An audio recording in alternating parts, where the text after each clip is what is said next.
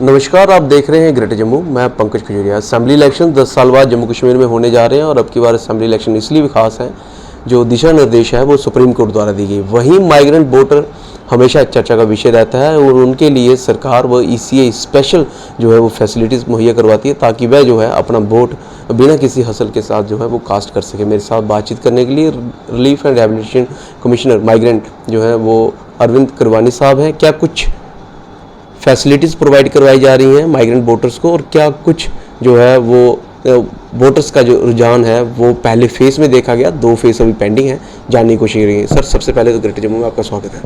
Thank you, नमस्कार आपके सभी देखने वालों को भी। सर, जिस प्रकार से मैंने कहा कि 3 फेजेस में इलेक्शन चल रही है, पहले फेज़ की इलेक्शन हुई है, माइग्रेंट वोटर के अगर इंथुसियाज्म देखा जाए तो कैसा रिस्पॉन्स देखते हैं आप? अभी जो फर्स्ट फेज़ ऑफ पोलिंग हुआ 18 सितंबर में, जिसमें साउथ कश्मीर के 4 ज़िले अनंतनाग, कुलगाम, शोपियां और पुलवामा में पोलिंग हुई, तो साइमल्टेनियसली जो हमारे स्पेशल पोलिंग स्टेशन जैसे 19 स्पेशल पोलिंग स्टेशन जम्मू में, उधमपुर में स्पेशल पोलिंग स्टेशन और दिल्ली में, वहाँ भी हमने जो 16 कॉन्स्टिट्यूंसीज़ 18th को जो पोलिंग में गई, तो हर लोकेशन पे हमने पोलिंग स्टेशंस बनाए थे कश्मीरी विस्थापित समाज के लिए, और इसमें रिस्पॉन्स अच्छा रहा लोगों का और स्मूथली तीनों जगहों पे जो है स्पेशल पोलिंग स्टेशन में वोटिंग हुई।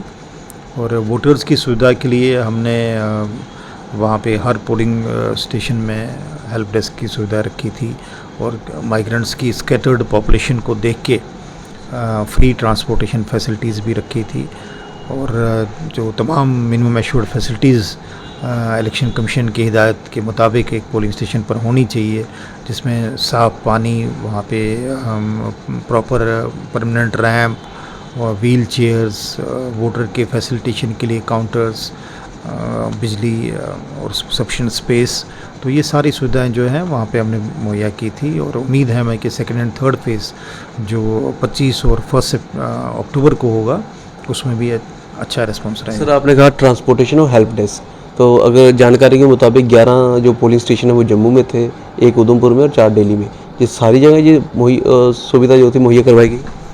11 नहीं, जम्मू में 19 स्पेशल पोलिंग स्टेशन, और ये हर जगह ये सुविधा अवेलेबल थी, दिल्ली में भी।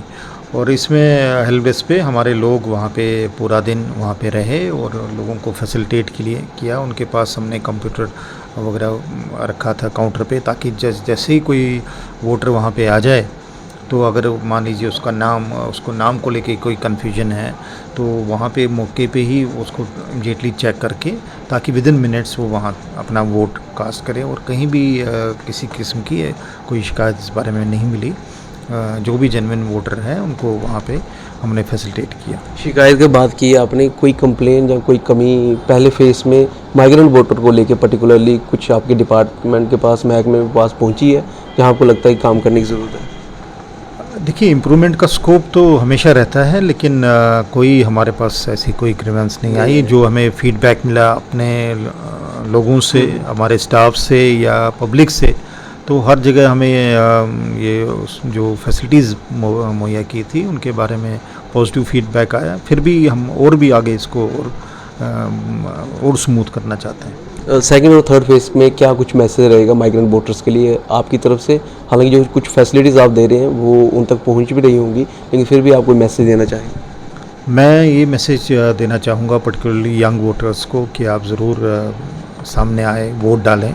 वोट फील करते हैं एज इंडियंस के हम उस कंट्री से हैं जो दुनिया की सबसे बड़ी और सबसे खूबसूरत डेमोक्रेसी है, जहाँ पे डिफरेंट लेवल्स पर डेमोक्रेटिक स्ट्रक्चर है और हर इंसान के DNA में अब डेमोक्रेसी है। तो यहाँ ज़रूर हिस्सा लेना चाहिए और हर वोट कीमती है। आपके वोट से ही आपकी सरकार बनती है, आपकी मनपसंद सरकार बनती है। इस पर्व में ज़रूर हिस्सा लेना चाहिए। हर वोट कीमती है और उसी से आपकी सरकार बनती है, उसमें ज़रूर हिस्सा लेना चाहिए। सर, फिलहाल तो मैंने आखिरी प्रश्न पूछ लिया था, लेकिन आपका आखिरी जवाब में एक प्रश्न और निकल के आया।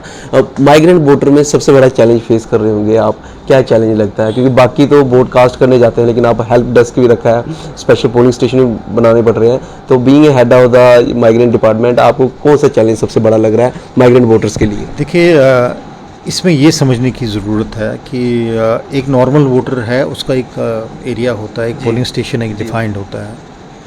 लेकिन जो एक माइग्रेंट वोटर है, पहले तो ये समझने की बात है कि जो 1989 में जो वैली में टेररिज्म हालात ख़राब हुए, उसके बाद वो विस्थापित हुए, तो इलेक्शन कमीशन ने उनके हक़ को समझते हुए, उनका जो एक इमोशनल बॉन्ड है, कनेक्ट है वैली के साथ, उसको समझते हुए 96 इलेक्शन से शुरू किया, पोस्टल बैलेट की फैसिलिटी अवेलेबल की। और वहाँ पे जो 89 में वोटर्स थे, वही नहीं बल्कि उनके जो डिसेंडेंट्स आगे हैं, उनको भी एक स्पेशल अरेंजमेंट के ज़रिए हर इलेक्शन में वो बेशक वहीं रहते हैं। उनका जो वहाँ असेंबली कॉन्स्टिट्यूंसी, जो उनकी ओरिजिनल कॉन्स्टिट्यूंसी है वैली में, उसी के इलेक्टोरल रोल में रहते हैं।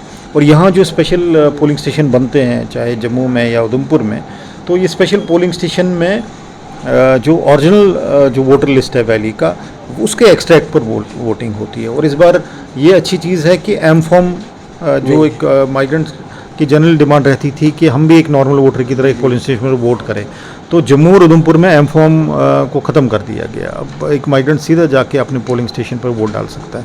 इसके लिए जब 22 अगस्त को स्कीम आ गई, तो इस स्कीम के हिसाब से एक माइग्रेंट को दोनों ऑप्शन थे, वो पोस्टल बैलेट के ज़रिए भी वोट डाल सकते थे और वो स्पेशल पोलिंग स्टेशन के ज़रिए भी वोट डाल सकते हैं।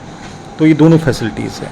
उसके अलावा फिर ये भी ऑप्शन है कि अगर कोई माइग्रेंट फिर भी अपने ओरिजिनल पोलिंग स्टेशन पर कश्मीर वैली में वोट डालना चाहता है, तो जैसे ये स्कीम आई, हमने एक्सट्रैक्ट रोल, जो मेन रोल का हिस्सा है, हर पोलिंग स्टेशन के लिए एक्सट्रैक्ट रोल को पब्लिश किया। तो माइग्रेंट को ये ऑप्शन दिया कि या तो वो अगर वो पोस्टल बैलेट के ज़रिए वोट डालना चाहते हैं तो उसमें इंडिकेट कर लें, या कश्मीर में अपने ओरिजिनल पोलिंग स्टेशन में वोट डालना तब भी इंडिकेट कर सकते हैं, या बाई चांस अगर उनका नाम उसमें नहीं है या नाम में कोई करेक्शन की ज़रूरत है तो वो अपना फॉर्म भरे। तो उसके क्लेम्स ऑब्जेक्शंस लेने के बाद हमने फाइनल रोल जो है पब्लिश किया। फिर भी अगर कहीं नाम को, क्योंकि मैंने कहा एक स्कैटर्ड पॉपुलेशन है, थ्रू आउट कंट्री है, ये एक चैलेंज भी है मुझे लगता है आपके लिए और आपके डिपार्टमेंट के लिए। और कहीं ना कहीं नाम को लेके पता नहीं मेरा इस पोलिंग स्टेशन में है, वहाँ है, तो इसलिए हमने कंट्रोल रूम भी एस्टेब्लिश किया है, जिसके नंबर्स भी हमने सर्कुलेट किए हैं। और मौके पर भी हम पोलिंग स्टेशन पे पूरा दिन अपने स्टाफ को, वहाँ 5-6 बंदे हमारे होते हैं हेल्प डेस्क पे, जो उनको गाइड करते हैं, उनको प्रॉपरली बताते हैं वहाँ पे, ताकि कोई कन्फ्यूजन ना रहे। प्रॉपरली गाइड करते हैं माइग्रेंट वोटर को ताकि किसी प्रकार की कन्फ्यूजन ना रहे, और करना भी चाहिए। हालांकि नॉर्मल वोटर्स को भी देखा जाए तो जिस दिन वोट को कास्ट करने जाते हैं, कहीं ना कहीं उस दिन वो जो है वो दिक्कत परेशानियों से जूझते हैं, क्योंकि उनको अपनी तयशुदा चीज़ों को छोड़ के स्पेशली वोट कास्ट करना जाना पड़ता है। लेकिन जब माइग्रेंट वोटर की बात की जाए तो उनके लिए कहीं ना कहीं एक बड़ा चैलेंज भी है अपना नाम ढूंढना। हालांकि डिपार्टमेंट की तरफ से बड़ी फैसिलिटी मुहैया करवाई गई है, एक्सट्रैक्ट रोल दिए गए हैं, इसके साथ साथ जो है वो नंबर शेयर किए गए हैं। ऑनलाइन फैसिलिटी के जरिए जो है अपना नाम, एड्रेस वगैरह भी चेक कर सकते हैं पोस्टल ऑर्डर के साथ साथ, यानी कि आप बैलेट को पोस्ट के थ्रू कर सकते हैं, फिजिकली अपनी कंस्टिट्यूएंसी में जाके भी कर सकते हैं, और चाहें तो बाकी जो स्पेशल पोलिंग स्टेशन है वहाँ भी जो है आप अपना वोट कास्ट कर सकते हैं। मेरा आपसे अनुरोध रहेगा आने वाले 2 फेजेस में जब भी आपकी रिस्पेक्टिव कंस्टिट्यूएंसी में वोट कास्ट हो तो ज़रूर वोट कास्ट करने जाए, स्पेशली जो माइग्रेंट वोटर्स के लिए। बहरहाल इस सारी डेवलपमेंट को, इस सारी इन्फॉर्मेशन को, इस सारी एक्सरसाइज को जो स्पेशली माइग्रेंट वोटर के लिए डिपार्टमेंट की तरफ से, इलेक्शन कमीशन ऑफ इंडिया की तरफ से की गई है, आप क्या विचार रखते हैं कमेंट सेक्शन में कमेंट करके ज़रूर बताइएगा। देखते रहें ग्रेटर जम्मू। मैं पंकज खजूरिया, जय हिंद।